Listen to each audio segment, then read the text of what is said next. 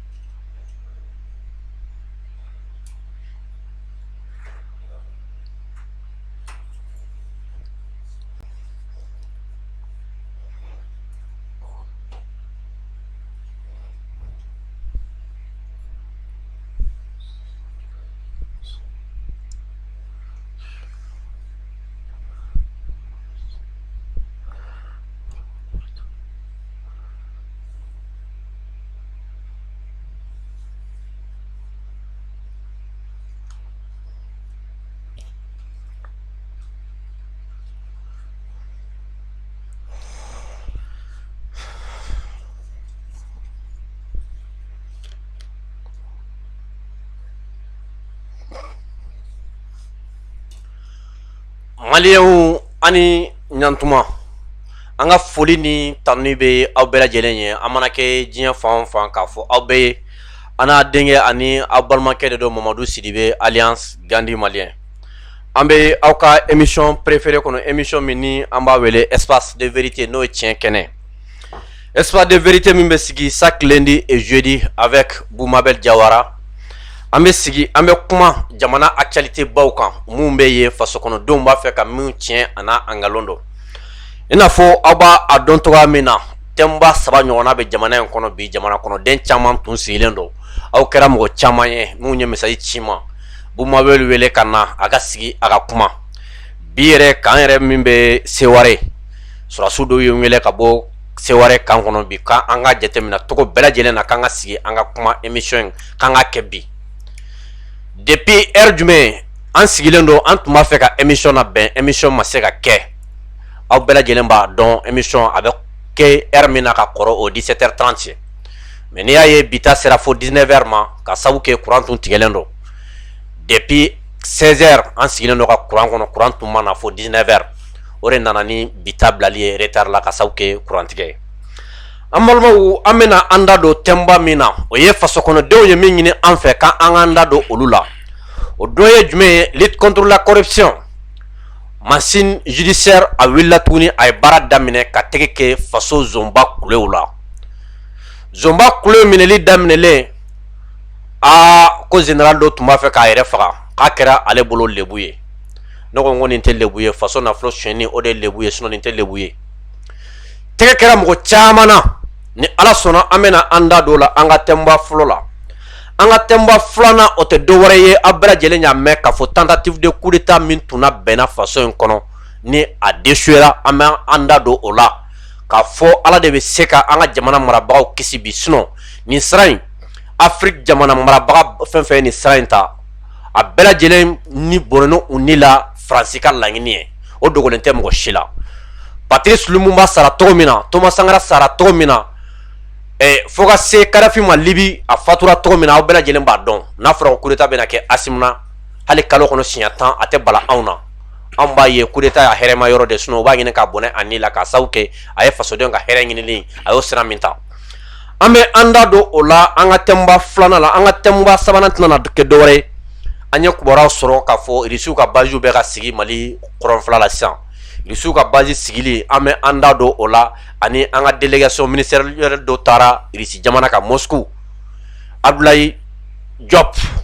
ale b'a a la fo ka se ministre wɛrɛw ma olu bɛ Irisi jamana kan sisan. An bɛna an da don la ka ɲɛfɔli kɛ aw ye aw ka se ka a faamu. An ka thème laban fasodenw bɛ min na mɛn fura tata la ni bana b'i la n'i y'a yɔrɔ lamɛn ka ban déjà o ye bana bannen ye. Tension, diabète a b'a bɛɛ lajɛlen furakɛ. La montée de l'armée malienne en puissance. Aw b'a kalama Bubu ko ko révélation baw b'a bolo bi ko ka sabu kɛ ko minɛn kura dɔw nana tuguni. Donc ko yani awa octobre cɛ est-ce que an ka minɛnw u jɔyɔrɔ yɛrɛ n'a sɔrɔ Mali fan bɛɛ kɛra kɛlɛkɛminɛn ye bi. Hélico bɛ ka na, drone bɛ ka na, a bɛ ɲɛna ka kɛ an bolo baara ye sisan. Bubu ko ko révélation dɔw b'a bolo ko ka sabu kɛ ko minɛn kura dɔw nana sisan k'olu ka bon hakili ma dɛ. Maliens an bɛ min ɲini aw fɛ a j'aime digi a ka partager a ka cœur bila commentaire la ka émission ka se ka protéger.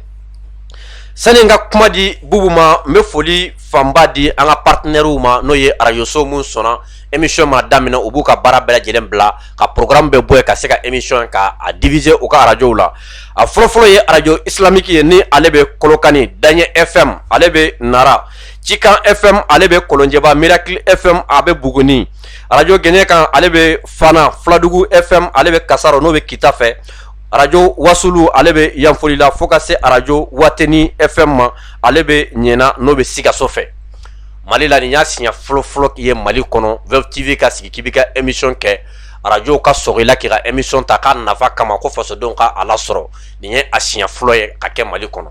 an bɛ ala fo ka ala barikada ka an kanubaw bɛɛ lajɛlen fo ni an bɔra yen an tɛ se ka don émission kɔnɔ fo an k'an ka sponsor officiel fo mun ka wulikajɔ kɛlen don sababu ye pour que émission a bɛ se ka to senna a fɔlɔfɔlɔ ye Bama Dramera ye n'ale ye produit Gadan PDG ba ye fo ka se boisson énergétique Iberma ani ka se mouchoir douceur mɔgɔw ma ani agent de voyage Al Omara fo ka se olu ma an bɛ foli lase u bɛɛ lajɛlen ma ani Sek Serif Sek Tiami Aidara kabako furatigi an bɛ foli lase a fana ma ni n b'a to an bɛ kuma di an ka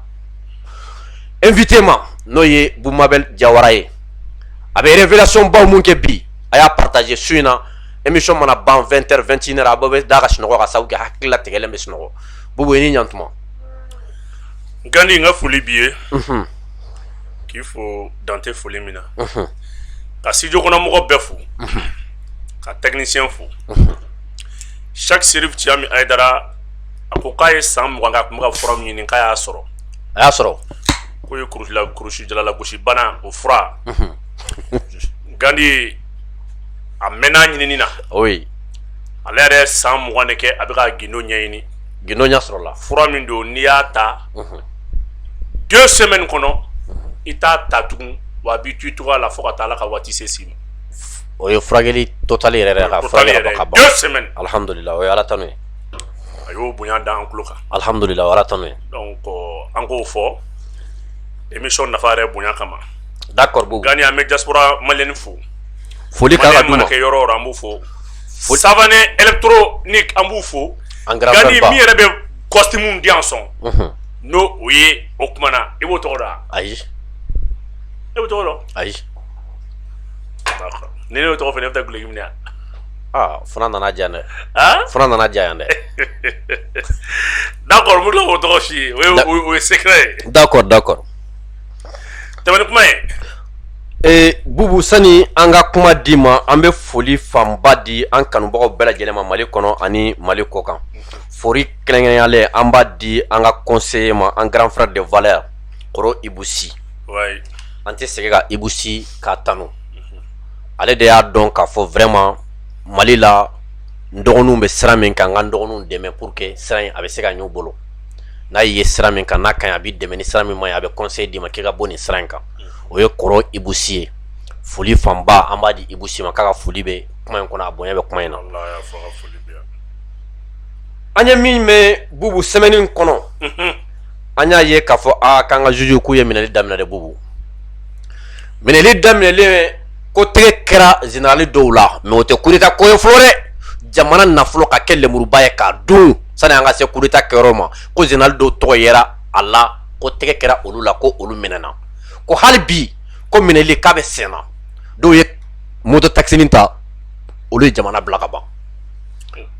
Bubu i ka yeta jumɛn de ye bi nin ko in na Mali minɛli ko in na surtout fo ka se général Kunturu ma jamana kɔnɔ Gandi i ka nin ɲininkali ka bon kosɛbɛ transition yɛrɛ sigira nin de kama Tanja boutique an b'a fɔ fɔlɔ yanni n ka don kuma la ale de bɛ costume di yan ale de bɛ n pari costume na Gandi bandaw banna nin de ma bandaw bɛ sigi waati min na rapport banna ka taa d'a ma depuis que officier baw tɔgɔ fɔra ale ko nin bɛ se ka wolo ko wɛrɛ la n tɛ se ka nin kɛ Gandi tile tɛ pan dugu kɔnɔ k'a ka dɔgɔ ayi faso wari n'i y'a ta bonya ni dɔgɔya t'a la i b'a labɔ siga t'o la wagati min na u ye banda wele u ye kalikan de kɛ banda y'u kali fɛn 3 de la a y'i kali kuranɛ la k'i kali bibulu la k'i kali o kuma na fɛn min ye ngɔndɔrɔ ni sanɛ na banda kelen kelen a 3 bɛɛ la ye mais ni denw taw janfa o de y'a to a minɛla ala yɛrɛ ma sɔn ala ka résister mɔgɔ ɲinana ko mɔgɔw ka ko ɲini k'a faamu Gandi ko kɛra kun min kama ko bɛ kɛ a bɛ laban o de ma o tiɲɛ bandaw don min na bandaw bɛ minɛ o dugusɛjɛ de Asimu kun kan ka minɛ ka minɛ cogo di tile kelen de b'u kun ni ɲɔgɔn cɛ ka Asimu minɛ k'a mun kɛ bandaw ye bɔli min kɛ Faransi u y'a lajɔ don min na k'a minɛ n'a kuma minɛ o don o dugusɛjɛ ko dɔ tun bɛ kɛ Mali kɔnɔ tellement que Macron y'a kunkolo ɲagami k'a k'a sago ye Allahu akbar o de y'a to Macron ko bandaw kalo 3 ka wusa ni IBK ka san 7 ye nka a y'a nɛni de a mago bɛ fɛn fɛn n'a cɛkɔrɔba bila k'a bɛɛ signé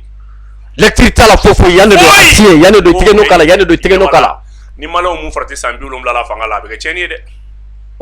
bubu b'o f'i ɲɛna dɛ kana o yɔrɔnin fɔ dɛ fanga ka ɲi wagati dɔ de la i bɛ décision ta mais si dɔw bɛ yen olu bɛ bilasirali de kɛ san 70 ninnu b'o la sɛbɛ ni sa tɛmɛ hinɛ bɛ don i la quoi ko n'i b'a kɛ o b'a sɔrɔ sagesse nana i la e b'a da k'a lajɛ bon décision dɔw bɛ yen n'i ko i b'a kɔ lajɛ i bɛ siran i bɛ siran n'i ko k'i b'a kɔ lajɛ i bɛ siran o de y'a to mɔgɔ dɔ bɛ se ka t'i kɛrɛfɛ a b'i bilasira mais n'a sɔrɔ décision gɛlɛn tali ma i b'i dogo k'o kɛ u ye hakilina min yira u ni Faransi cɛ la bandaw siranna parce que a ka gɛlɛn k'a fɔ k'i bɛ tigɛ bɔ Faransi bolo a ko ale tɛ se mais ŋaniya ɲumantigi bɛ se nin dossier ninnu nana k'a da Gandi généraux 3 tɛgɛ kɛr'o la fɔlɔ ani colonel 1 ko ɲɛbila nin ye ɲɛbila ye Gandi miliyari 1000 a n'a kunkanyanfɛn Mali armée kun kɛra i bɛ ala kali ko o kumana kulonkɛyɔrɔ u ye sɔrɔsikɛ bila a bɛ Paris samara b'a sen na galon b'a la mais minɛn t'a bolo foyi tɛ yen foyi tɛ yen Allahu akbar Gani o de y'a to u ye wari in bɛɛ don équipement na mais u ma don armement na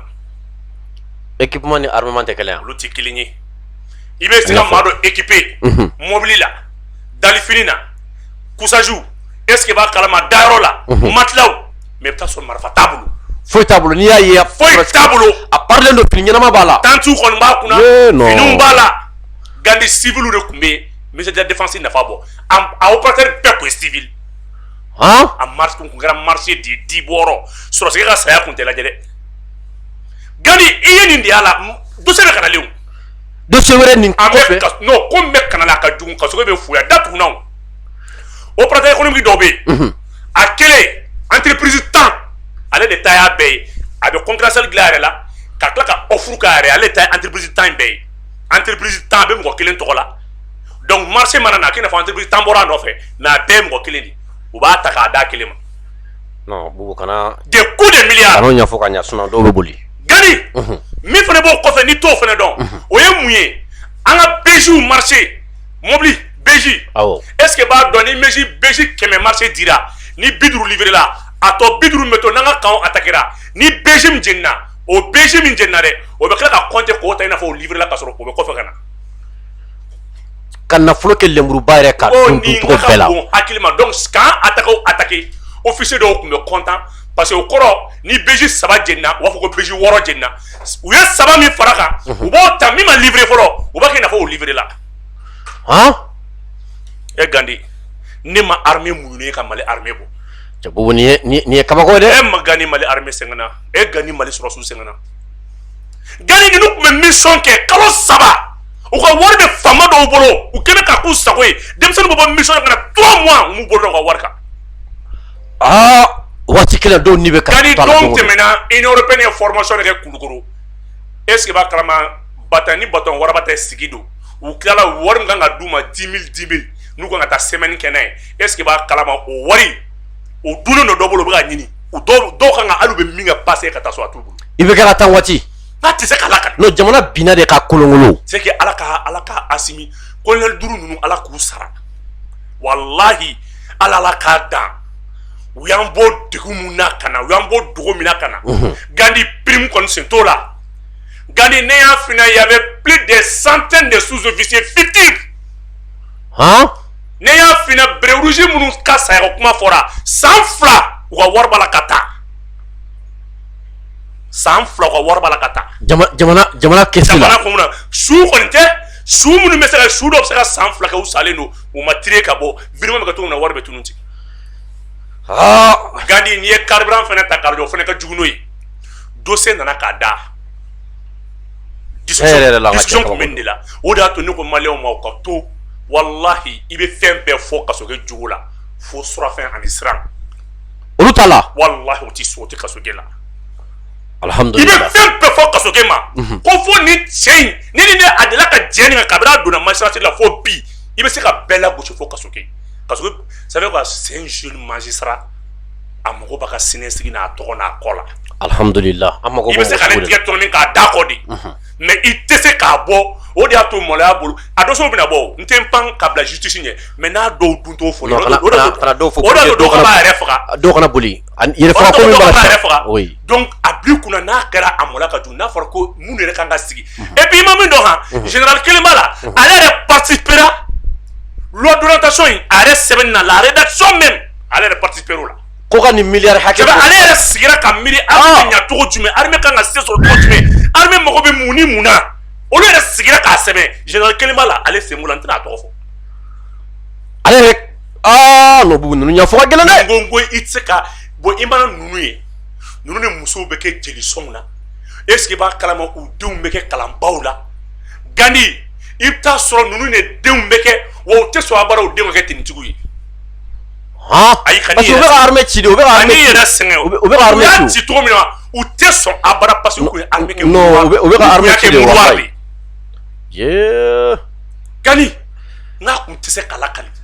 non bubu tiɲɛ yɛrɛ la éléments bɛ front na perdien b'a la ka dun prime kɔni ko tɛ Gandi u bɛ liste kɛ tuma dɔw la ni cɛ 100 kan ka taa yɔrɔ min na u bɛ cɛ 50 bila ka taa ka cɛ 100 papier bɔ cɛ 100 de taa cɛ 50 commandantɔ i mago bɛ cɛ 100 la cɛ 50 de bɛ d'i ma o b'i bolo est ce que b'a kalama cɛ 100 wari bɔra k'o dun bubu bɛ mɔgɔ ninnu ka tic-tac ninnu dɔn dɛ ba hana ne bɛ ninnu de compte ci et puis i tɛ min dɔn a la fana han dɔw fana tun bɛ yen olu tun bɛ taa ni besiw ye an ka besi kura u b'a moteur bɔ k'a falen mobili minnu bɛ bɔ Gawo ka taa Kidali besi minnu bɛ bɔ Gawo ka taa Kidali transport en commun ninnu u bɛ est ce que b'a kalama olu bɛ 5 millions dɔ ka moteur kɔrɔ kan k'a falen an ka moteur kura la u bɛ nin bɛɛ kɛ tuma dɔ la kan tun bɛ attaquer est ce que b'a kalama i bɛna mobili wuli besi kɔrɔ i bɛna wuli ka sɔrɔ a moteur falen n'o pompe man ɲi non tiɲɛ yɛrɛ la i bɛ ninnu ka wari bɔ tɔgɔ i b'a dɔn an ka chariw jɔlen a Dynamo char Dynamo de ɲɔgɔn tɛ yen est ce que b'a kalama ale de ɲɔgɔn tɛ yen groupe min bɛ ji sama char Dynamo bɛ courant b'ale la ni Dynamo bɛɛ ye an ka char dɔw Dynamo tora ka taa don faama dɔw ka foro la u ka groupe ji samana la subhanallah waati min na jama c'est ne y'o de fɔ mɔgɔw tɛ ka fɛn dɔw faamu bubu c'est ne ko terroriste wallahi terroriste ka fisa ni ninnu dɔw ye billahi ko nin ye terroriste fɔlɔ ye parce que terroriste dɔnnen don fɛn min e nana ka nafolo min bɔ ko ka terrorisme kɛlɛ ninnu ka tila k'o nafolo dun tuguni olu ka jugu ni terrorisme ye punition kɔfɛ ni min farati la u b'i taara conseil de discipline na u ye mɔgɔw babaga n'u ka fangaw ye ajila o de y'a to ala bɛ coup d'état 100 kɛ ninnu don o don coup d'état an tɛ se k'o bali mais ala t'a kelen réussi wallahi parce que faso kanu bɛ dugu la ninnu nana mɔgɔw bɔ dibi mun na ka na wa hali bi a tɔ bɛ kɔfɛ dɛ parce que éléments gɛlɛya dɔ bɛ éléments kan an b'a bɛɛ fɔ Asimi ye bubu an sigi kuma de dɛ an b'a bɛɛ fɔ Asimi ye gɛlɛya fɛn fɛn bɛ k'a bɛɛ fɔ et puis ne bɛ min fɔ nin émission na mais une semaine n b'o di prime de logement u mɔgɔw b'a dɔn k'a fɔ n bɛ ka kuma min fɔ prime de logement min ɲagaminen don u k'a labɔ prime de logement u k'a labɔ n'o tɛ an bɛ taa pôle économique la an bɛ taa ɲɛfɔ yen ayi ka taa pôle économique la fɔ émission la n'i y'a fɔ émission la a banna o bon prime de logement min kan ka di u ka bɔ n'a prime de logement ye kɔɔri mun don a kɔɔri yɛrɛ b'a dɔn denmisɛnnin minnu don u b'a dɔn u ka bɔ ni prime de logement ye an n'u bɛɛ bɛ contact la n'u ka bɔ n'a ye joona n'u ma bɔ n'a ye joona n bɛ taa fɔ pôle la ou bien n bɛ taa fɔ chef d'état-major ɲɛna baara kɛra cogo min na nafolo min bɛ ka dun nafolo min denmisɛnninw ka prime de logement ça veut dire que sɔrɔsigi ka moral sɔrɔsigi ka prime an tɛ kulonkɛ la tugun marifa tɛ muru tɛ sɔrɔsigi n'i an bɛ combat n'i y'a sɔrɔsigi bɛ combat kala i b'o dɔn muru bɛ ban marifa bɛ tiɲɛ combat corps à corps Gandi est-ce que b'a kɛ bien taekwondo bon o ye fɛn ye dɛ ceinture noire Mali sɔrɔsiw bɛ fɛn dɔ kalan e t'o dɔn agrobasi o jumɛn o bɛ kɛ Algérie de agrobasi awɔ ayi n t'o dɔn Gandi sen ni tigɛ i bɛ don mɔgɔ la ka don hadamaden n'a jɔlen est ce que b'a kalama k'a fan bɛɛ kari-kari ɲɔgɔn fɛ agrobasi cɛ bubu cɛwli jɔlen tɛ o tɛ se ale la sen bolo i bɛ fili ka nin ka i b'a minɛ est ce que b'a kalama dɔrɔn i ka sénégalais i tegala ngolo mara ke marfa balte murte fofo da akrobasi de bena ibe kule ka de ennemi nga akrobasi ibina to ibi parala ubodo u ka jogo de ma emuya an arme bodo akrobasi ba e ma sorasi be e tra jogo ja bi kim fo ki faga wallahi ala che gandi or ni ne sia fule ka ko akrobasi be ale te kala ale be armée mali armée do ba kala mo sita kala to don akrobasi senti tale law ale sentiri yere ka jagala di ah che la nga che no bubu ibe armée sadiba ibe wo miseni ni wo banu be ni bedo ça fait me ka mbi nyefo wordu na nu nyena wo kulu me word la banduna wallahi me semaine ngelen ni duma ko bon mo ko wari nte me da fo c'est donc yana nga muru ni marfa ni avion sa anga mo ko hake duma mais asimu no da 5 colonel asimu no da 5 colonel na nde kama sa no de la Afrique be ku tanu parce que ka mi kuna ko blue kuna tan sigi abara ka soro sigi avantage dunto e tugo bana médaille munu nga di oluka di prime munu nga di oluka di encouragement fait ka terrain ça va berake anga ta fait mo te kele mbang ma dongo yi amaka kele mo te mo rachit na gani soro site aïe oh ibe ma ka avantage la muna so sika o fen dia tali ke anya damne officier baw la folo ah Donc, général Mlena dossier min kungoro bubo to dossier denere gani ngo et puis ba kala ko prêter ko mi fa faire lié le la chi donc commencer kata barak mesena koy c'est pour l'économique be barabad le état do e baro yeminge mali la ni sofen duna mine abe mo gom balo be dimi koro amuso be dimi koro ade me digi koro aka jeli muso be dimi koro aka mabo ke be dimi koro est ce que ba kala abe mo gom bolo so be dimi koro wallahi do dia ke o maketo ubi wala kana ke min du afle folo ka dossier rila ka dossier fila ibe ta mundeni ani ni saro la ka 20 milliards no bubu ibaro parce que ni maketa ne kuma foka lebul de ke ko ayi lebul mais iman parce que no ma ke o ta dabla de o sera la nya wallahi tu n'as pas du tout compris oui lebul ma boala de c'est pour que foron on a glan parce que il y a ali protection tamine de akate ils sont d'accord avec les Assimi et consorts là oui mais le fait que ou bina mine ou be ko mo bina mine ou be jigla mo bina mine tama mbale no Assimi no do rete ko oui oui avec un patron ko be ay jigla mo mbalo jilbe ka tike mbalo jilbe ka tike ah mo to samare bon na fora do mo di barala be boss ko mara fe kata e commerçant ko bureau la soma gandi fo wula fe nous taso ma daga sigi be e ma daga sigi e bara dege ma foki voilà bon tama ni be warbe dowluma boy bolu sigi be ko non ni ko moto malé hasidi de ça e mo ko bolo foto wala boy mo ko hasidi wallahi fasul ata bolo sene la ta bolo fulla fu tan fa wori ko mo ko hasidi ama si ko laje aïe boy ibe nunu ko mo ko fa nga bobu jogo jamana ni fanga be ti aman si kala billahi allah de be fanga ko koro wallahi allah de be fanga no sigatola ako ala krama sallallahu alaihi wasallam kisina wa hakili to ne ka dula ako ne ka duwe e ka duwe join fantan desebagato mami be na kenya tabulo gandi fengeli metal la sulu nano o nyeji wa mali kumodi la dongo do malen ko nyato alam wallahi dungo do malen ko gandi fe flabe no bila kana ta muri fe kana ta foi fe isigi iki yere jala kidro o jumen o yo sonja ani kamana ngwa ni ga sonja te ba ani kamana ngwa ndo kuma be abli kuna kibika doto nyima bo akala ma awa mo finare no ala kan kisoma aya ala kibi ibe jugo de dabla sona ali na fa ala kan kiso bu wala jugo mi fele ala kan kiso ma ko même nye fino do ko malila inya bala ala ko ye fenta de malio ma kamana gwa ni sonja dungu do an kamana ko do an sonja do rete wallahi fanga même ko tonyo de la ka église sociale ke bela mo bele kun dibino no be koro ye no afrana e mi doro ni yo dugu mina doro wajili kala ma so ma be fo anyasa alsa o ma no ba me fo ni ye demseni sahe dugu la abli kuna ko jena baraka boyi subhanallah kana tawroja ala ko jena kala so kalfatene la subhanallah ala de o de fo de gandi ni ye demseni sahe yoro wallahi nana te baru ni restaurant datu mo ko be ko nala ay blof tala de no ala kan kisi jena ma ala kan kisoma bubu ala kan kisoma ni wala ki kisama la kon club ay ala kan kisoma ngala kon club la de ba de bubu ibermi anga continuer ni tunye lutte contre la corruption arrestation mun kera mun be sena bubu yida do olula ka se ka nyafoli ke faso dem bela jelen bubu sani anga se armement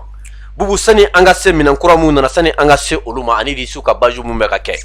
bubu semaine kono mangan durula fan bɛɛ fasodenw ka weleli cayara Mali kono ani Mali ko kan Gandi bubu be min bubu wele kana an y'a mɛn ko coup d'état bɛ na kɛ ko sen colonel nga cɛ k'u b'a fɛ k'u faga ko faso bɛ na ci faso bɛ na wele nga a ye sabali o ma bubu wele kana a b'a da don nin na mun de nana ni nin ye bubu tɛ dɔ fɔ fasodenw ye yala anw na se ka to nin na waati bɛ coup d'état waati bɛ coup d'état u b'a fɛ ka jamana yɛrɛ to dafiri ko fɔ Assimi bɛ sira min kan a ka sira de bila so k'a bɔnɛ a ni la Gani u ye lisi de ci Assimi ma lisi awɔ ko waati bɛ n'a san don point i b'a fɔ ko bague résultat oui i b'a fɔ i bɛna correction kɛ oui nin ye coefficient 1 nin ye coefficient 2 nin ye coefficient 3 ye ni banque t'i ka wari créer i bɛ san 3 kɛ ni banque tɛ bɔ CFA la ni banque tɛ bɔ CEDEAO la o ye san 2 ye ni sɔnna opération Barkhane ka renouveler o ye san 1 ye ni sɔnna Tasakuba ka to a cogoya la olu ye kalo 6 ye ni n'a ɲɔgɔnna ni sɔnna France ka segin ka na olu bɛɛ coefficient 1 olu bɛɛ kalo 6 ye ka jate fo ka taa se san 20 fo ka taa dafa san 5 Assimi kun ka ko de o de y'a kɛ i b'a ye k'a fɔ transition kun ko san 5 fɔlɔ kun tɛ dɔwɛrɛ dɛ Faransi de ko san 5 Faransi bolo ko opération Barkhane mina kɔnti u nana kuma min na ka na da Assimi ko kɔrɔ Assimi sen ka papier tan ka taa a ka salon kɔnɔ a ka tan ta signé a ka salon kɔnɔ a ka salon kɔnɔ Allahu ta akbar signé a tɛ sɔn ne tiɲɛ fanga kama fo ka diɲɛ wulinte ninnu signé voilà les conditions i bɛ to yen an bɛ kuma CEDEAO fɛ n'i ma sɔn ninnu ma fana n'i ma sɔn ninnu Assimi bannen nin bɛɛ ma kuma min na et puis i b'a ye k'a fɔ kuma bɛɛ ni Assimi y'a arrangé dɔrɔn coup d'état bɛ k'a la a y'o dabila awa Assimi dun ka fara arrangé nin dabila dɛ o dabila a ka arrangé parce que n bɛ min ye fina cɛbakɔrɔ yɛrɛ ka bongosi to a cogoya la o de ka fisa parce que an bɛ Mali min na an tɛ cɛɲa ko koyi i b'i fari k'i sigi de wa hali dina yɛrɛ Assimi y'a arrangé dɔrɔn hali dina yɛrɛ la k'a ka to yen quoi a ka nin dabila a kana nin arrangé quoi a ka dabila a ka dabila a ka dasi in to yen a ka jigin a ka to yen dina y'o de fɔ merci k'an ka to yen de oui voilà sisan nɔ u y'a k'a fɔ Assimi papier tan oui Yadema denkɛ fort ale taara a nana barɛmu fɔ an ye awɔ kalo 24 Assimi ko pikini tɛ bɔ a la maliyɛnw kumakan don pikini maliyɛn dɔw bɔ a la ko san kalo 16 a don ta bɔ ta a y'u ɲininka k'u y'a mɛn jɔn da pikini a tɛ bɔ a la a bɛɛ yirimɛri ni maliyɛnw sigira min kan baara bɛ ka k'o de kan u ye nin kɛ kuma min na u y'a dɔn sa u dɛsɛra u ye mun kɛ u nana ka na coup d'état fɛɛrɛ de tun b'u bolo ka Assimi ninnu bɛɛ bɔn'u ni Gani depuis le 7 le 8 o kuma sɔrɔ non ça fout là depuis le 27 avril et le 27 mars Gani u ye misigɛnnaw ladon u ye mercenaires ladon olu yɛrɛ kɛ misigɛnnaw ye seli ɲɛkɔrɔla la seli ɲɛkɔrɔla la seli tɔ dɔrɔn kalo 1 ko nana misi feere la u nana misi feere la Gani misi ninnu bɛɛ kun ye misi bilenman ani misi finmanw falenbaw n'i kun ye misi ninnu ye misi ninnu kun ye groupe kelen o kelen i bɛ misi kelen sɔrɔ ɲɛfɛ kɔtɔkɔtɔnin b'o o nungunni na o de kun ye signe ye o ye signal de mun kɔtɔkɔtɔnin tɔgɔ di fɛnnin dɔ bɛ yen a bɛ kɛ misi de ko la a bɛ mankan de ma ko kɔlɔkɔlɔ fulaw b'a tɔgɔ dɔn d'accord n b'a dɔn i y'o faamuya misi feerela ninnu ni kun ye jateminɛ kɛ fugulan kun b'u kunna verre min b'u ɲɛ la i bɛ verre in kunkoloni 2 wililen caméra de kun b'o la Bamakɔ yan c'est des mercenaires c'est des mercenaires commando mercenaires Allahu akbar Gani i bɛ jateminɛ kɛ sabanan kun ye mun ye i n'u kun tɛ tiɲɛ misi sɔngɔ la i kun bɛ 3 sɔrɔ 20,000 misi 3 misi feerelaw tɛ o Allahu akbar u donna ni misi feere de ye Gani u donna kuma min na n b'a dɔn ni hakili bɛ message dɔ la ko Américains ka service de renseignement y'a yira k'a fɔ ko an k'an farati seli su oui ko fɛn dɔ bɛ sɔn ka kɛ o de kun ye coup d'état in kun kan k'o don de k'a dugu jɛ Assimi ka tagali la misiri la n'Assimi kun taara misiri la n'Ala hali misiri wele k'a kun tɛ taa tun misiri b'a la ayi bisimilayi o ala u ye baara bɛɛ labɛn k'a bila yen de n k'u y'a mɛn ko Assimi selila kuluba dɔrɔn dɔw y'u digi dɔw kirinna ka girin wa dɔw taara dɔw ko ye sɔmingara ko la ala o de kama ja fasoden dɔw tun bɛ Assimi ni Poutine bɛɛ système kelen i b'u ɲini diɲɛ yɔrɔ o yɔrɔ non kuma dɔ la Assimi bɛ kɔrɔtaji bila ka taa i b'a fɔ Assimi tatɔ filɛ ne k'a sɔrɔ Poutine ka système de ye nin ça c'est un système de ala de bɛ yen ala de bɛ yen cɛ ye cavalerie ni blindé de kalan Assimi ɲini k'a dɔn Gani an ka service de renseignement cɛ min b'a kunna n'o ye Modibo Kone Modibo Kone ale ye est-ce que b'a kalama coup des officiers kɛ Chine Gani a ye opération 7 de kɛ a m'a si perdu Modibo Koné opération Salam 1 a ye jɔyɔrɔ ɲuman sɔrɔ o la a y'o diriger opération Salam 2 a ye jɔyɔrɔ ɲuman sɔrɔ la a y'o diriger opération Badenko a ye jɔyɔrɔ sɔrɔ la a y'o diriger opération Jigitugu a ye jɔyɔrɔ sɔrɔ la a y'o diriger opération ka bon n'a bɛɛ n'a ye gosili ko la kosɛbɛ o de ye opération Danbe Modibo Koné opération Danbe de terrain colonel Modibo Koné non a bɛ ko cɛ o mais on a ye quoi sari itali ka zoalen do wati si quoi aye ya nya kumule sari surasiya fɛn de bɛ Modibo Koné yɛrɛ bolo Modibo Koné b'a ɲɛ siri ka ba ka bazoka wara ka a tila ka compter ka tila ka monter ka di kamuge bazoka mo bazoka kelen ka mechi maintenant tere bazoka ka ɲɛ siri ka démonter ka monter ka di ma Modibo Koné service de renseignement c'est l'un des jeunes officiers de la sous-région a ka parcours excellent mais nga ye ninnu bɛɛ ye a ma kun fɛ o ay mais ale ta do ale bɛ ni infraction ninnu sɔrɔ cogo o de b'a bali Mali service de renseignement a y'o yɛlɛmara o kora te kono ko service de renseignement kɛra sisan n bɛ taa n den bila ka taa ministre bagaba ka renseignement ta ka wallahi santaji fɔlɔ de kun do a tun bɛ renseignement ta ka taa denkɛ ma denkɛ tun bɛ taa o den tun ye opérateur économique de papa ye n bila ka na ni ma nin di yan est ce que b'a kalama n b'a fɔ Allahu akbar muso ninnu bɛ ka bila cɛw la santaji ni fɛn ninnu na k'i ka bɛɛ ɲagami cɛ k'a renseigner do jajaja foyi Allahu akbar san 20 ani dɔɔni ni ala tɛ fɛn bɛɛ minɛ ka nin kun nafolo kun do simila don dɔ denmisɛnninw bɔtɔ bɔti la u ye mobili boli arrière la ka bɔ bɔti la fo so garikɔrɔ bɛ boli la nɔfɛ depuis bɔti la a bɛ ka mobili boli arrière a bɛ ka arrière de bɔ e o ti essence k'a bɛ fɛ ka taa so a kɔ kan Mali garikɔrɔ sɔrɔ dɛ a bɛ arrière depuis bɔti la fa ka so kɔnɔ gariw bɛ boli la arrière vɛsitigiw walayi u bɛ nin kana sa boli la nafolo k'a bɛ fɛ k'o de kɛ quoi ka taa arrière la so Modibo Koné a lajɛ i t'a si yɔrɔ dɔn i t'a ka so yɔrɔ dɔn i t'a dɔn a bɛ nin yɔrɔ in na a bɛ tɛmɛ dans l'inaperçu i t'a dɔn Gani a ye ninnu ciblé k'u bɛɛ ye o t'a bannen dɛ a misi kelen kelen fɛn kun bɛ a bil'i kunna ko GPS kun donnen don a bɛɛ la misi ni GPS u b'a dɔn ça fait u repérer don donc n bɛna kuma tɔ min f'i na sini ye bi u ye message ci mɔgɔ caman ma Mali la ko bon ko ni coup d'état n'Ala y'a reçu e bɛ taa nin yɔrɔ in na e bɛ taa si nin yɔrɔ in na u kan ka taa bâtiment mun kɔnɔ kelen ka renseignement di dɔ sɔnn'o ma bɛɛ t'a yɔrɔ fɔ i ye parce que ka yɔrɔ bɛɛ t'a yɔrɔ fɔ i ye n'a kɛra n'a gosɔrɔ t'o ye ala force de bila i ye ne ɲininka n ye mun f'i ɲɛna n ko foyi tɛ yen wallahi i ye ɲininka n m'a f'i ye an bɛ nin système dɔn u ka ko min boloda o de kun ye o la aw ja bɛ tigɛ wa o ye message cira mɔgɔba caman ma Mali la personnalité politique dɔw ma minnu kun kan ka bɔ ka première déclaration ka déclaration bɛɛ sɛbɛnnen don cɛ caman bɛ boli nin yɛrɛ koyi ka taa min katantigiw bɛ ka boli mɔgɔ yɛrɛ moto taxi tigiw ala Gani i ye cɛ o cɛ a bɛ ka taa nin kɔfɛ a bɛ moto taxi nin kɔfɛ ganzinɛ b'a la minɛ awɔ kana siga dɛ ni ye ganzinɛ tigi kɔni ye ganzinɛ tigi fɛn ka taa an kɔfɛ a minɛ ka taa n'a ye police so la min ka surun i la a bɛ ka taa yɔrɔ ye mɛ hakili t'o la ni n'a bɛnna dɔrɔn a kɔndi cɛ si tɛ bɔ yan tugun u ye colonne couvre de kɛ passeport bɛɛ minɛ la c'est pour ça ne y'a f'i ɲɛna Asimi Maliki Diaw est-ce que b'a kalama Modibo Koné Sadio Kamara Ismaël Wage Major Wage ka taa bila dɔ in na ani Asimi yɛrɛ o tɛ duuru bada wɛrɛ ninnu kali ɲɔgɔn ye de wa ninnu bɛ fa kelen ba kelen foyi tɛ ninnu ni ɲɔgɔn cɛ o de y'a kɛ ne mana CNT mɔgɔ dɔw bɔlen k'u bɛna kuma fɔ i n'a fɔ maliyɛnw bɛ ka siga maliyɛnw furama ma siga ninnu ka barika kelen b'u la o ye bɛn dɔrɔn de officier tɛ ka tɛmɛ tɔw kan n'u farala dɔw kan n'u farala dɔw la ka fanga tɛ dɔwɛrɛ foyi ye ninnu ma deli ka ko foyi kɛ k'u ma ɲɔgɔn consulter o de y'a kɛ bana u ma se k'u fara o ye bɛn min b'u mɔgɔ duuru ni ɲɔgɔn cɛ bɛn b'u ni ɲɔgɔn cɛ foyi tɛ ninnu ni ɲɔgɔn cɛ ni bɛn tɛ bɛn kɔni jamana ba dɔn dɔrɔn u b'u yɛrɛ mago sa voilà donc k'a f'i ye baara kɛra tan de sisan u tun bɛ fɛ k'a ko la girin ka na bɛn seliba sɔgɔmada de ma an ko k'u bɛ fu la an selila kuluba ye k'a mɔgɔ bɛɛ koron k'a fara ɲɔgɔn kan 7 militaires u y'o arrêté 7 dablés olu sɔnn'o ma jamana bɛ niveau min kan bi Gani et puis i b'a kalama ko ala de y'u bɔ a mun na est-ce que i b'a kalama olu bɛna maliyɛn jɔn mara maliyɛn bɛɛ b'a ka fanga non ko mais u bɛna coup d'état u bɛna diinɛ de mara u bɛna jɔn de mara nin ye kabako ye dɛ cɛ mais i b'a dɔn ko ninnu tɛ juguya dan de jamana min b'a la ka wuli bɛɛ bɛ ka ɲɛbɔ jamana min fɛ nin tɛ faransi ka baara ye awɔ olu de b'a kɔfɛ Assimi ninnu aw kana nin sen colonel aw k'u minɛ dɛ aw y'u éliminer o de y'a kɛ Mali ka tila ka segin ka n'a yɛrɛ di faransi ma Mali bɔra G5 Sahel la ka tila k'a fɔ tugun j'ai installé sɔrɔsi fɛn fɛn bi yan k'a bɛɛ ka minɛn ta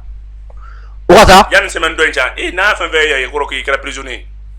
ayi bubu o ka taga n'u ye dɔɔni sa munna n'a ma ɲa ko a fɔra ya Gani ni ko ko la bɛnnen est-ce que b'a kalama mais k'u ka minɛnw bɛɛ ta teliya fana quand tu sais que commando mercenaire minnu kun donnen filɛ nin ye n ko ninnu kun bɛna appuyer ni mɔgɔ wɛrɛw ye n bɛ fɛn to yen gouvernement ma kuma fɛn min kan n tɛ kuma o kan oui u donna tan de Modibo Kone ala ni Modibo Kone ka vigilance mais depuis u dontɔ a y'u ye u sira so min kɔnɔ an b'a bɛɛ dɔn baara kun kɛ cogo cogo an b'a bɛɛ dɔn ninnu de kun kan ka est ce que b'a kalama ko coordonné n'u y'a coordonné est ce que b'a kalama ko élément de kun ye ninnu ye o ni ma armée kun tɛ ka kɛ o parce que u b'a fɔ l'armée est unie est ce que b'a kalama sɔrɔsiw bɛ ɲɔgɔn kɔ sɔrɔsiw bɛnnen don donc u jigi tun bɛ G5 Sahel sɔrɔsiw u jigi kun bɛ est ce que b'a kalama mercenaires de kan Allahu akbar donc ka fina nin ko banna pewu Gani wa i b'a bila u kunna a tant que taama ma ban bolo fifa tɛ jɔ ayi coup d'état kɛmɛ bɛ se ka kɛ kɔfɛ mais an jigi ye Ala de wallahi an jigi ye Ala ye an jigi ye Ala de an jigi ye Ala a bɛ kɛ su wa an t'a dɔn a bɛ kɛ tile wa an t'a dɔn mais an bɛ fɛn fɛn fɔ ninnu ye wallahi u bɛ siran min kan u ka taa fɛ u bɛ siran min kan u ka taa fɛ ni foyi t'u sɔrɔ bubu siro nin kɛra jigilamisa ye dɛ jigilamisa ye min o ko ten kɛra Ala tanu de mais jamana bɛ yɔrɔ min na bi mɔgɔ b'a fɔ k'i bɛ coup d'état kɛ n'i ye coup d'état kɛ bubu i bɛna jɔn de mara jinɛ wa mɔgɔ kɔni kɛ tɛ Mali la tuguni ko i bɛ se ka na mɔgɔ min mara tuguni voilà an tilalen Faransi la ka ban déjà ka Faransi gɛn ka Faransi ka fɛn bɛɛ gɛn ka ban voilà mais n'a fɔra ko halisa Faransi jɔn dɔw de bɛ yan k'olu de b'a fɛ ka coup d'état kɛ jamana in kɔnɔ tuguni i mana coup d'état kɛ i bɛ jinɛ o de mara mɔgɔ Javi mais an fana y'a fɔ jamana marabagaw ye dɔn ko Faransi ka mɔgɔ mun bɛ yen u k'u jateminɛ mais Gani fanga sera niveau dɔ ma hinɛ tɛ yen bilen tuguni mais an ye kuma bɛɛ fɔ k'a ban mais a bila i kunna Modibo Kone est très vigilant le chargé de mission de l'ambassade de France là min nana c'est un gendarme n y'a f'i ka plateau kan yan oui n k'a nalen fɛ n k'i bɛ ko dɔ ye sisan oui caméra fɛn fɛn bɛ yen an b'a bɛɛ dɔn fɛn min b'a kɔnɔ u tun bɛna mun kɛ a nana ka premier discours kɛra min ye k'a bɛ 8 millions d'euros di Assimi ma ko ka taa di population des zones d'insécurité ko ka taa dɛmɛ don gɛlɛya bɛ minnu la u ka yɔrɔ la ko ka taa dɛmɛ don olu ma u tun bɛna mun kɛ u tun bɛna est ce que b'a kalama o zone nin u tun bɛna taa yen de minɛ ka Bamakɔ en fait ni Bamakɔ filɛ tuma min na u bɛ sɔn ka na renfort la mais an bɛ nin bɛɛ dɔn min nalen filɛ nin ye c'est un militaire c'est un gendarme c'est un gendarme militaire de don mais Côte d'Ivoire deuxième personnalité de kun fɔlɔ ka Mali France ambassade min bɛ Côte d'Ivoire o deuxième personnalité de don il a fait 6 ans d'expérience dans la gendarmerie o de b'a la il est chef d'escadron de la gendarmerie française o de bɛ Mali la sisan o de ye chargé d'affaires ye sisan depuis a na don an ye nin ye wallahi Gani an bɛ min dɔn France t'a dɔn a fɔ ne de y'a f'i ɲɛna Mali renseignement bɛ min dɔn bi France t'a dɔn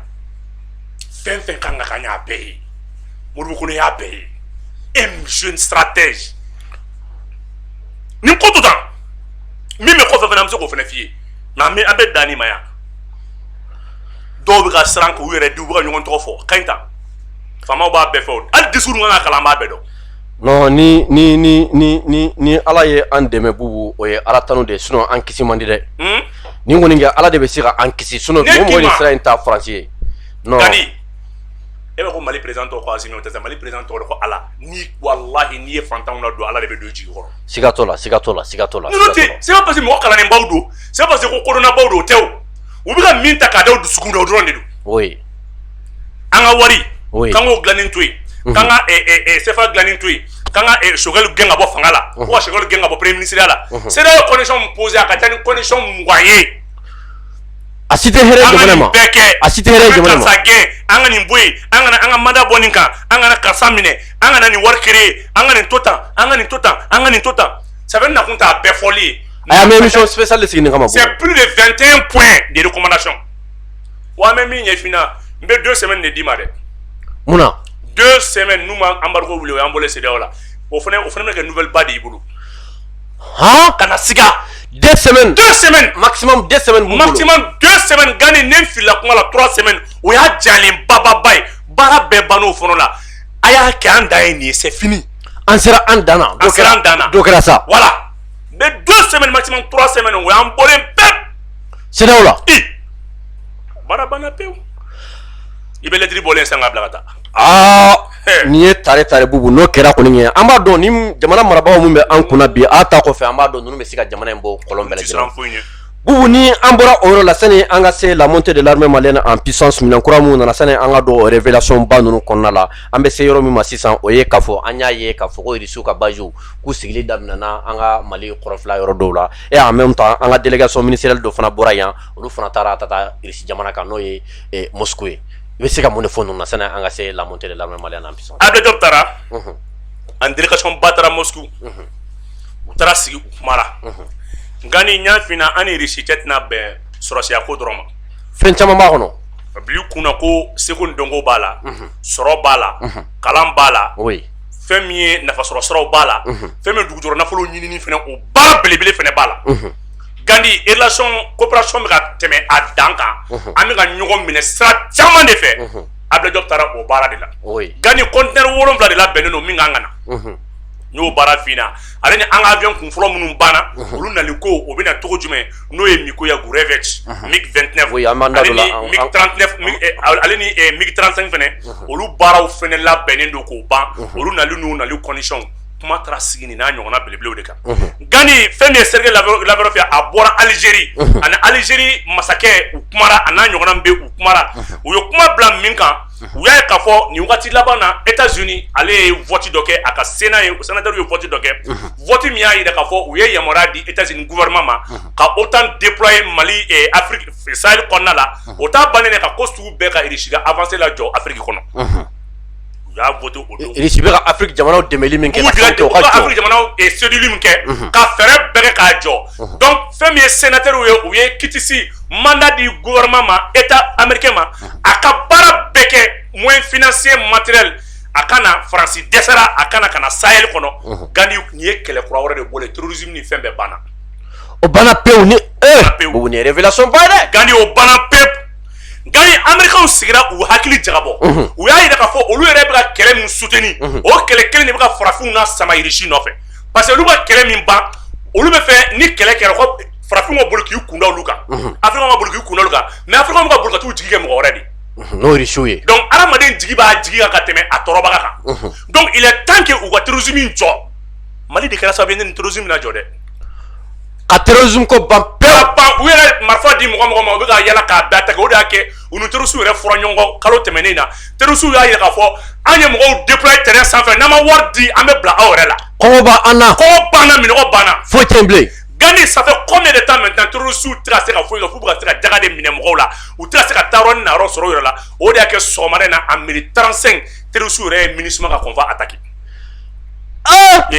Gandi e ka suma ngeleni k'a fɔ awa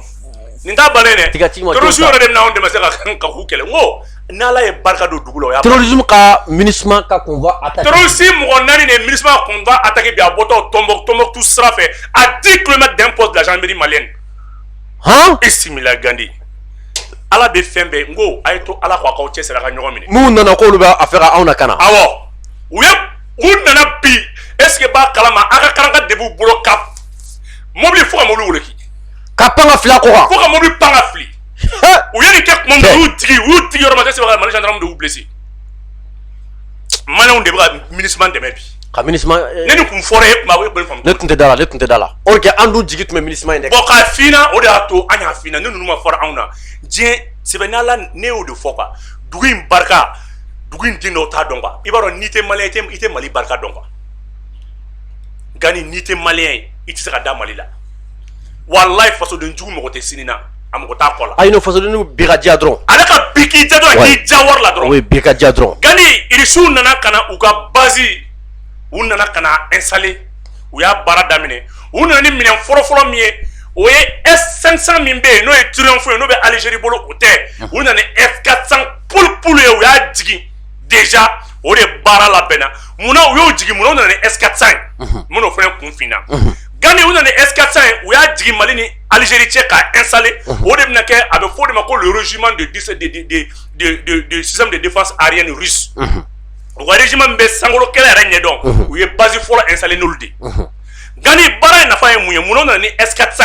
ye S400 ye système de défense aérienne dɔ de ye ale nafa fɔlɔfɔlɔ ye mun ye ale bɛ missile type 4 de ci jumɛn ni jumɛn type fɔlɔfɔlɔ a bɛ fɔ o de ma ko 9M 96E ale ye missile missile mun n'a wulila k'i jɔ à 5 mètres déjà i bɛ se ka guidage k'a la à travers des infrarouges Gani n'a y'o kɛ tuma min na i bɛ sɔn k'i sigilen to k'ale guider i b'a fili fɛn min ma ni fɛn jiginna a bɛ taa nɔfɛ il y a 3 têtes logiques n'o de b'a la n'o kɛra a bɛ kunkolo in labɔ ka kunkolo in tilako 3 kɛ o ye tasuma kami Gani n'a ye kunkolo in tilako 3 kɛ kunkolo in kelen bɛɛ bɛ taa tigi ɲini awɔ a kɛlen ko kolonkalani n'i y'a da c'est-à-dire cɛ o ye kabako ye dɛ o de a bɛ fɔ o de ma est-ce que b'a kalama ko 9M80 80E hali n'i donna mɛlɛmɛlɛ wala a bɛ e kelen pe de ɲini a bɛ kelen pe de ɲini ni e de guidage kɛra ale la Gani tibu filanan ye jumɛn u b'a fɔ o de ma ko 9M82 96E2 ale yɛrɛ fɛnɛ missile fɛnɛ ale ni dɔ in mun b'u ni ɲɔgɔn cɛ différence jumɛn b'u ni ɲɔgɔn cɛ Gani ale ka teliya bɛ bɛn 5000 mètres par seconde ça fait 5 km par seconde a b'o de boli a ka teli ni fɛn bɛɛ ye k'a fɔ dɔrɔn ko ha o y'a sɔrɔ an ka ca à chaque seconde a bɛ 5 km de boli Mali Gani munna u y'ale nana n'ale ye n'o ye FM 96E2 ale ka avantage fɔlɔfɔlɔ ye mun ye Turquie ni Amérique bilala ɲɔgɔn na 2019 ale missile de nɔfɛ Turquie bɛ OTAN na Turquie de ye Américain ka avion dɔ bɛ yen ko F35 Américain y'o feere Turquie ma Turquie de y'i to la k'a fɔ k'a bɛ taa F400 san Russie bolo fɛn kelen bɛ se ka missile kelen bɛ se ka F35 bon k'a sɔrɔ diɲɛ bɛɛ kɔnɔ o de ye nin type nin ye Russie sɔnna k'o de ta ka na Mali la bi k'o installer Amérique ko fɛn min ye OTAN n'a ma ɲɛ ale b'a feere OTAN dugu dɔrɔn de ma a dagalen tɛ fɛn bɛ se k'ale ka avion bon Turquie ka t'o san donc u ye kɛlɛ kɛ san 1 san 2 ani dɔɔni Turquie Américains jaabi ɲinan de k'a fɔ a b'a san bi a b'a san sini ni min bɛ bɔ a la o bɛ bɔ a la Turquie nana san Russie de bolo Turquie y'a san Russie parce que ale Russie de bolo voilà o F35 mun filɛ nin ye Russie Américains nana n'o de Niger u ma base OTAN ka base min kan ka na Niger u nana ni fɛn min ye avion type F35 de o F35 min fɛnɛ nana fɛn min ye anti-aérien système de défense anti-aérien kelen bɛ se k'o jigin o de ye S400 o missile de 9M96E2 ale de ka teliya ne k'o de ɲɛfin na donc o kɔrɔ ye mun ye déjà Américains y'a dɔn ko la Russie se prépare les Russes se préparent la Russie se prépare déjà pour attaquer donc la guerre est inéluctable c'est déjà ouvert mais bubu ninnu ka taa to ka kan sigi yen fila la Faransi tɛ sɔn k'a fɔ k'a b'u olu barabaga ye Russie ka kan min bɛ k'a bɛ kan min kɛ ka Russie ka kan k'u bɛ mankan wuli n bɛ ka kuma de ɲɛfin na fo min i kan ka na ni avion min ye gosili a nana o depuis u nana F35 ye Russie ye nin installé ka nin pan pepu Algérien de fɔ joona k'a y'a toliya instruction tilala nin de la o baara c'est-à-dire Russie y'o installation daminɛ ka ban déjà Mali dugukolo kan o de kuma fɔra o don une semaine kɔnɔna la olu bɛɛ installé la k'a jɔ parce que u nana ni avion F35 ye F35 fana bɛ se ka gosi fɛn min fɛ o de ye S400 ye missile min b'a gosi o de ye NF96E2 o dɔrɔn de bɛ se ka F35 gosi donc o kɔrɔ ni wulila i yɛrɛ ɲɛ b'a la ka Faransi la dɔnniya a bɛ fɔ nin de ma ko denmisɛnnin mulubali kala a kɛ i n'a fɔ ni den bɛ kasi la n'i ye busan yir'a la walayi bara banna cɛ nin ye dugu wuli ye dɛ Gani a tɔ to missile fila min ye n ko a ma n ko S400 bɛ missile suguya 4 de fili oui i ye fila de fɔ fɔlɔ ye 9M96E filanan ye 9M96E2 sabanan u b'a fɔ o de ma ko 48 N6 ale ye 250 km par seconde a b'o de gosi Gani ale non ale ka jugu ale de talen don dɔ wɛrɛ kama fɛn min ye k'i to an jɔnɔ la fɛn min ye Golfe de Guinée a bɛ fɔ cogo di dans les golfe de Guinée la tɔgɔ fanfɛla ni fɛn ninnu parce que an sɔmina k'a fɔ u bɛ sɔn ka don ni mɔgɔ jugu n'u bɛ fɛ ka Mali attaquer u bɛ ka bin Sahel kɔnɔna kan u bɛ sɔn ka na ni Togo de u tɛna ni Niger de tugun donc ale missile fila in an b'o gardelen to ka gendarmerie ka rapport kɔnɔ parce que ale tɛ fili abada ale filɛ nin guidage min b'a la a bɛ fɔ o de ma ko automatique ale b'a yɛrɛ auto guider de mɔgɔ t'ale guider dɛ mɔgɔ si ayi n'i y'ale fili a kan ka taa fɛn min nɔfɛ a t'o yira f'a ka se i sigi kan kɔnɔ dɔrɔn i k'ale fili dɔrɔn a banna merci donc a tant que Mali gendarmerie de fɛnɛ ɲɔgɔn tɛ yen renseignement na n'a fɔra ko la reconnaissance c'est la gendarmerie malienne qui est la meilleure ale de ɲɔgɔn tɛ o la en renseignement ale de ye jɔyɔrɔ caman sɔrɔ mission onusienne na o de y'a kɛ an ka gendarmerie DG kɔrɔ dɔ tun bɛ yen a tun bɛ mission onusienne na ale de décoré la parmi tant de forces africaines ka yira diɲɛ bɛɛ la diɲɛ bɛɛ Mali gendarme de ɲɔgɔn tɛ yen reconnaissance la Mali officier gendarme wa officier de ɲɔgɔn tɛ o la ale kun ye gendarmerie DG ne m'a fili a kɛra IBK ka temps waati non ale ni ɲɔgɔn tɛ o la donc an b'o misiri fila in to yen o de ye 48 N6 ale ni 40 N6 o ye 250 km à l'heure à vitesse janya donc ye 600 km à l'heure par seconde mais ale tɛ fili a kunfɛ dɛ an bɛ gendarmerie ka rapport kɔnɔ ale la fila dɔ in o kɔni ta sira i bɛ se k'o bɛ guider dɔ in o b'a yɛrɛ guider donc c'est 4 types de flics. No bubu be bara yi ba dɔn armée ba dɔn bara di bana koyi ayi no bara bana ya ta ka sunɔgɔ gani fɛn wallahi mina min ɲɛfina ni minɛ mun sigilen filɛ nin tɛ kɛlɛ kelen parce que nin waati kelen na Mali 82 terroristes de faga en 10 jours amana do la sisan an ka tɛmɛ a bɛ ka yan ka taa fɛ dɔrɔn non mais bubu an ma min faamuya Mali ka ni ɲɔgɔn délégation ba bila ka ministre fara ɲɔgɔn kan fo ministre 4 jate ko bɛɛ o délégation ba formé ka taa Irisi jamana ka diɲɛ bɛɛ ko o ye bi o tigi kun fɛn dɔ ani France ni ɲɔgɔn cɛ tuguni mais ne y'o de fɛ e ɲɛna Gandi n ko Mali sanu bɔ ni pétrole bɔ ni gaz bɔ tɛna kɛlɛ bannen kɔnɔ pétrole gazi n k'i ma k'a fɔ nin ye baara de bannen ministre fɛn fɛn taara a bɛɛ n'a ka taa kun de don ko ministre des finances fana bɛ yen ala n b'o tɛ wari ko ye sa pétrole n ko an bɛna kɛ de i ye gaz hakɛ min bɔ avion di joona gazi bɛ yen pétrole bɛ yen kelen an t'a don kɛlɛkɛminɛ na gazi bɛ yen pétrole bɛ yen sanu bɛ yen bubu cɛ laban na an tɛ an ka minɛnw fara ɲɔgɔn kan an ka taa nin yɔrɔ la ala Gani baara banna o baara de banna le Mali année y'o de fina 2023 le Mali va créer 2 millions d'emplois ɲɔgɔn fɛ d'emblée wa Irisi wa société kelen bɛ yen o de fana ka baara ka bon ni fɛn bɛɛ o de bɛ cɛncɛn fɛn na baara bɔgɔ assiette verre parapluie ja nord cɛncɛn ni ɲɔgɔn tɛ o la wa ni cɛncɛn de bɛna ɲini nord la sa a tɛ ye ayi ni nord cɛncɛn bɛ ko ye cɛncɛn bɛ yen ne Kidali ta tɛ se ka boli dɛ cɛncɛn tɛ ka la baara de o société de fana o de fana kan ka na ka cɛncɛn ta dɔrɔn ka cɛncɛn la baara Gani n'i bɛ assiette 100 parapluie kɔni tɛ o bɛ kɛ 800 e ka somaji kɛlɛli la i b'a dɔn Segu Tunkara ko la o don fɛn da la communiqué tribunal da la gendarmerie dɔ nana o y'a sɔrɔ ne ni bɛ baro la an ye baro kɛ ka baro kɛ après ne déplacé la dɔn dɔrɔn gɛrɛla na a ko nin de bubu ne ko nin de bubu a ko k'i ka kuma min diyara ale k'i ko an bɛna 2023 bɛ sira o la k'an bɛna emploi min créer ko diyara ale kosɛbɛ dɛ i b'a dɔn a min kɛ ne kɔ baro la yen ne tun kan ka taa waati o waati bɛɛ taara ka ne to yen ani gendarmerie to baro la Gani n bɛ kuma kelen f'i ɲɛna le Mali a plus de 100 000 km² de phosphate plâtre min bɛ kɛ fɛn ye an bɛ taa plâtre san Tunisie de ka na n'a ye k'a k'an ka so la staff n'a ɲɔgɔnnaw mais i b'a bila i kunna n ye fɛn min f'i ɲɛna de cɛncɛn gansan peut créer plus de 2 millions d'emplois ka cɛncɛn bayɛlɛma ayi non i ye min fɔ la création d'emplois c'est vrai n bɛna min ɲɛf'i ɲɛna dugukolo sanfɛla tɛ tuguni dugumala et puis u bɛna fɛn dɔ kɛ Irisiw bɛna fɛn dɔ kɛ Mali la o de ka bon n'a bɛɛ ye ça c'est la production et la distribution de l'énergie sisan nɔ courant dili ani courant produili o société fila bɛna bɔ ɲɔgɔn na k'a daminɛ Bamakɔ ka taa bila Segu ayi o ye compteur ye k'a daminɛ Segu est ce que i b'a kalama fo Kidali ayi tile i bɛ courant fo tile dɔrɔn et puis Canada est prêt ka na an ka tile san Canada bɛ 3 jours kɛ tile t'a bolo k'an ka tile san awɔ tile bɛ feere e bubu tile bɛ feere cogo di tile bɛ feere cogo di non e t'o ɲɛdɔn ka tile feere tile min balo la k'an ka tile feere Canada ma ka tile feere k'a conserver i similayi nga ni n ko dugu in barikalen don n ma kuma dugu jɔyɔrɔ nafolo kan dɛ n tɛ n da don o la bi ayi non n t'o f'i ɲɛna n bɛ ka dugukolo sanfɛla de f'i ɲɛna awɔ i bɛ ka sanfɛla de f'i ɲɛna 2 millions d'emplois n bɛ dugukolo sanfɛla de f'i ɲɛna non i bɛ sanfɛla cɛncɛn min bɛ yen n'a bɛ ka maliyɛnw tɔɔrɔ bi parce que on doit faire 12 000 km de route o de kan ka kɛ nord la Irisiw bɛ nalen o minɛnw bɛ ka nalen o hali bi Irisiw bɛ ka k'a bɔ Tɛnɛnkun fo Kidali o ye sirajan kelen a tɛ fara o bɛna da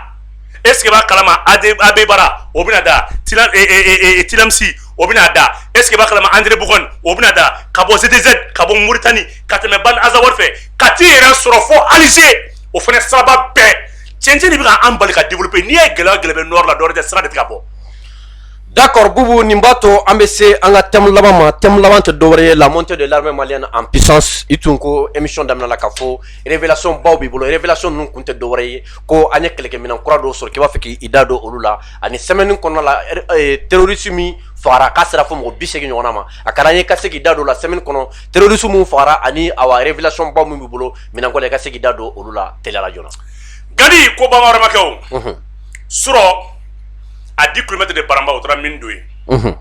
Diriba yɛrɛ da ma s'a kuma ma fɔlɔ parce que dugumɔgɔw yɛrɛ de y'o lase an ma u taara minba don yen parce que u ye kɛlɛ perdre Gandi fɛn min ye ka taa a bila an b'a fɔ dugu ma ko Wuleni oui i bɛ Wuleni Gandi o Wuleni mun filɛ filɛ ani ka taa bila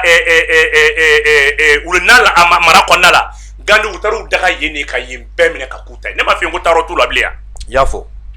taarɔ foyi tɛ yen bilen u mago bɛ renseignement fɛn fɛn na a bɛɛ tiɲɛna Mali armée bɛ ka buntɛli dɔ kɛ ka bɔ hakili ma an filɛ ɲɔgɔn fɛ sisan an bɛ kuma la waati min na sisan Gandhi a b'i kunna ko dugu dɔ b'a la ka libérer sisan n'o jaabi de kɔni dɔn fɔlɔ u ye mini min don sɔrɔ an ka service de déminage fɛn min an ka génie militaire mɔgɔw ye mais génie équipé len don dɛ Gandhi ni salopette ye ninnu na jɛman k'a kunkolo n'a fɛnw don est-ce que i b'a kalama u ye mini fɛn fɛn don u taara bɛɛ da k'a bɛɛ bɔ mini fɛn fɛn kun donna sa la renseignement ka taa bɛɛ bɔ kelen kelen nin kɛra sɔrɔ ça a 10 km de Banamba bon ko nin bɛɛ de kama Faransi dusu bɛ tiɲɛ nin kɛra ba nin lamɛn sans les forces françaises non i ma ye Sadio kuma dɔ f'i ɲɛna ko l'armée malienne est devenue une armée autonome o ka yɛrɛma hɔrɔnya b'o a ye français fɔ dɛ ye français a bila kunna chaque comportement de l'armée a bɛɛ bɛ intervention ka sɔrɔ a mago tɛ aide la foyi n'i ko sanfɛ kɛlɛ a bila kunna k'an ka jugu de ma n'i ko duguma kɛlɛ an ka jugu de ma n'i ko infanterie an ka jugu de ma n'i ko blindé an ka jugu de ma n'i ko cavalerie an ka jugu de ma Gandhi n'i ko renseignement ɲɔgɔn tɛ n'i ko tactique est-ce que i b'a kalama i t'a cɛw jɔlen sɔrɔ ani acrobatie cɛ acrobatie ka cɛ ale ma ɲi dɛ ni ne bɛ don armée ne bɛ nin de kalan acrobatie ne b'ale de kalan awɔ ne b'ale de kalan o kɔni i bɛ dege o la kɛ n'i donna a ma tɛ kɛ civil kun dɛ awɔ a tɛ kɛ civil kun donc aujourd'hui Mali armée kalikan de don a bɛ terroriste tɔtɔrɔ min a b'o ban yanni kuma lasigi cɛ parce que dans 2 semaines an bɛ bɔ terrorisme kɔnɔ san puissance 2 de bɛna se ɲɔgɔn ma jumɛn OTAN ni Russie kɛ anw sen bɔra kɛlɛ la ka ban an ta banna anw la kɛra pepewu donc o jaabira a banna parce que terroriste u ka misɛn san terroriste ko bɛ ban san i bɛna ye san les 2 puissances là olu de kɔni fo ni o ni yɛrɛ kumana u ni ɲɔgɔn cɛ ka sigi fɔ kɛ u tɛ kisi cogo foyi t'u la parce que Amérique ye min fɔ o de don dans 50 ans dugu bɛ réserve bɛ ba fɔ Mali dans 50 ans réserve fɛn fɛn bɛ diɲɛ sanu bɔrɔba ni pétrole bɔrɔba fɛn fɛn bɛ le Mali est plus riche que Qatar bu ne ka nin kuma in fɔ a mɛnna dɛ bon ne de y'a f'i ɲɛna le Mali est le 24e pays le plus vaste du monde Mali bɛ jɔyɔrɔ 20 na dugu min ka bon a ka bon ni France ye siɲɛ 2 awɔ k'ale an ka kɔrɔfɛla ka bon ni France ye voilà donc même min f'i ɲɛna bi États-Unis sigilen to France tɛ se tugun fo OTAN yɛrɛ ka na an ka nafolo nɔfɛ an bɛ k'o fɔ kuma min na Russie fana y'i dépêché ka n'i sigi san kɔni fɛn taara o de la o de y'a kɛ Mali bɛna ka décision ta ka bɔ CEDEAO la parce que CEDEAO bɛ ka taa OTAN wele ka na ko fɛn min ye système d'alerte précoce ye a bɛ fɛ k'i to la ka dɔn ka OTAN bila ka Mali attaquer donc ni CEDEAO bɛ fɛ ka taa OTAN wele ka na donc ni OTAN nana sisan o bɛ kɛ sababu ye sisan OTAN bɛ se ka na intervention kɛ Mali la parce que Mali bɛ CEDEAO la i sɔnn'o ma kɔni n sɔnn'o ma voilà bon Assimi k'a t'a la donc ni signal fort de Maliens k'a dɔn k'a fɔ ni CEDEAO ye OTAN wele Mali bɛ bɔ CEDEAO la ayi an bɛ bɔ de n'a ma bɔ an tɛ ayi i tɛ kuma de don non a bilalen to tan fɔlɔ kana kuma o de y'a to commission d'alerte précoce mɔgɔw ye réunion kɛ chef de l'État sigilen don k'a jaabi kɔnɔ c'est la raison pour laquelle Alassane Dramane Ouattara taara France o don a taara kuma k'a fɔ n'an y'a kɛ Mali bɛ bɔ a la ni Mali bɔra la c'est fini parce que a kɛko ye Mali de parce que fɔlɔ la an ye G5 Sahel sigi pour ka Mali de bi Mali bɔra G5 Sahel la dɔrɔn G5 ko banna a tora aw bolo yen ayi u y'a fɔ k'a banna ne bolo G5 Sahel sigi ko ye ko terroriste de Mali dɔrɔn non terroriste b'ale Togo mais depuis Mali bɔra la i y'a dɔn sa ko G5 kun sigi ko ye ka Mali déstabiliser ayi siga yɛrɛ t'o la siga yɛrɛ t'o la bon ni G5 Sahel tɛ se k'a lajɛ à son article 19 n'i y'a a bila kunna n'i y'a convention ta k'a lajɛ portant la création de G5 Sahel à son article 19 o b'a fɔ ko G5 Sahel la ko dugu 3 de bɛ se k'a ci dugu 5 tɛ yan sauf la majorité des pays membres du G5 olu de bɛ se k'a sigi ko k'a ci mais Mali kelen don k'a t'a la munna a b'a ci an tɛ continuer n'a y'a sɔrɔ a na ko terroriste kɛlɛli non siga t'o la siga t'o la donc a ko sigi ko ye ka Mali de bin Alassane Dramane Ouattara de fɔ Makɔrɔ ye a ko OTAN kɔni ko k'a bɛ na France ko ten mais n'a nana Mali bɛ bɔ a la n'a dun nana a nakun ye Mali de an tɛ se ka fɛrɛ Mali ma dɛ u b'o réunion de la Assimi est très déterminé n'a suite kɛra cogo min na Bubu an n'an da an bɛɛ sigilen bɛ n'a suite kɛra cogo min na an b'o fɔ wa 2 semaines de b'u bolo embargo ni mananakan fɔ ni fɛnw na ka taa bila 3 semaines na nin an talen pewu Bubu an n'an da don olu la dɔgɔkun nata kɔnɔna la i ka kumakuncɛ kuma Gandhi an bɛ foli di k'a fɔ Maliens ma ko la victoire est très très près victoire tɔ man ca tugun Maliens ka ɲɔgɔn minɛ Maliens ka ɲɔgɔn minɛ a tɔ man ca Gani me ben le cerveau fouillant. Camarade, le cerveau de la révolution malienne. Maro ni a famia. Femi CNT mo ko koyi akumaran fe. No tem ko me boka min bora ka kuma ko ba jabi. CNT te vidéo mana ke yoro fofo ite. Il veut son critiquement parce que c'est une chambre parlementaire. C'est c'est le côté politique de la transition. Maro ni a famia. Ni ko ro karana ma famia de boka mo la famia. Yana ka gabe mo jabi mo la famia. Ah ni min kelin fleni. Amba ina fa ka ya fama. Mais am ka discussion beta ni nyongo na kana ke. Kuma banaw. Mais aw te bo ni position ko mo yede ni ngana ni mu ka sabe fienta ro de laje ni ko be fienta ro bo sente mo la bi to ba dene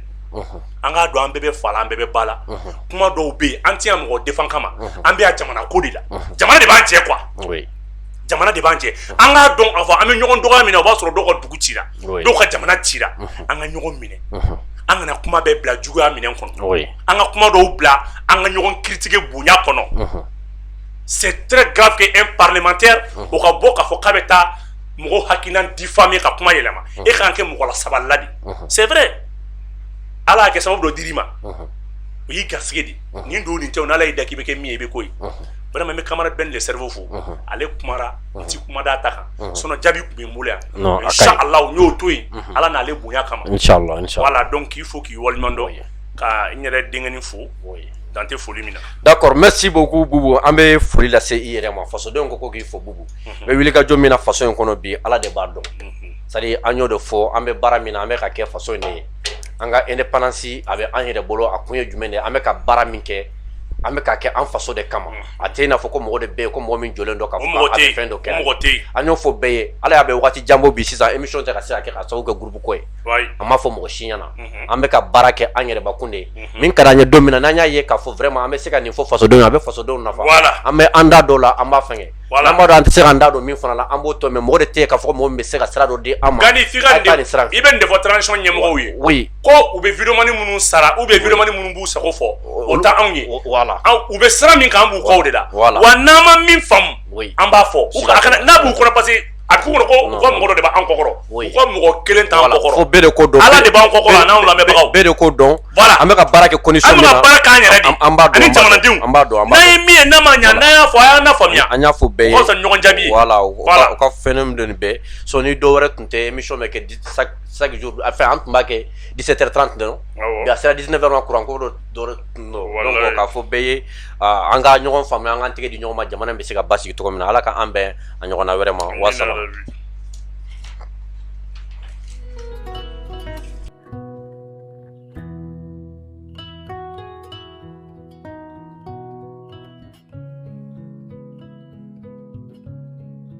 Gadan, niko ko gadan, obe talike produit la, ina fo café gadan, nonomugu gadan, citron gadan, fo gata se te gadan ma, ale ni logoti gadan. Nunu yo produit ye munu begla on yere fia, keren la, société Dramira et frère ma ou fait.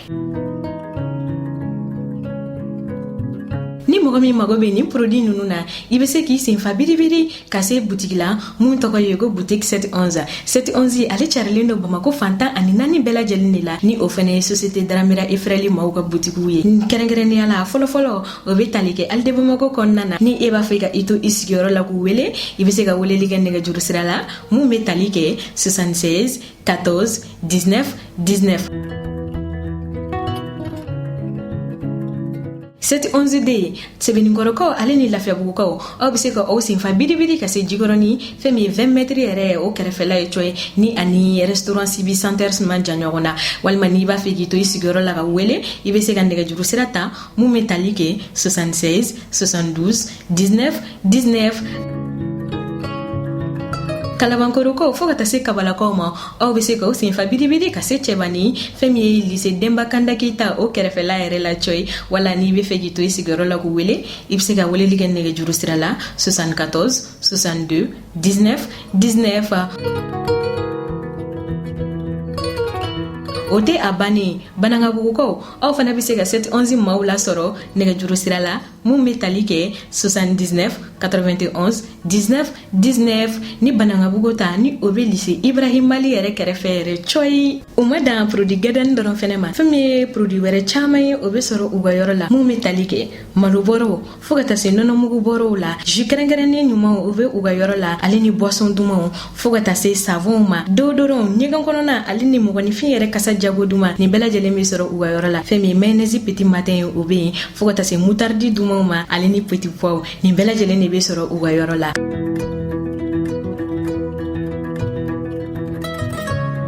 Ka wasa sɔrɔ dumuniko ta fanfɛla fɛ a fɔ ko société Dramera et frères lafiya bulonba.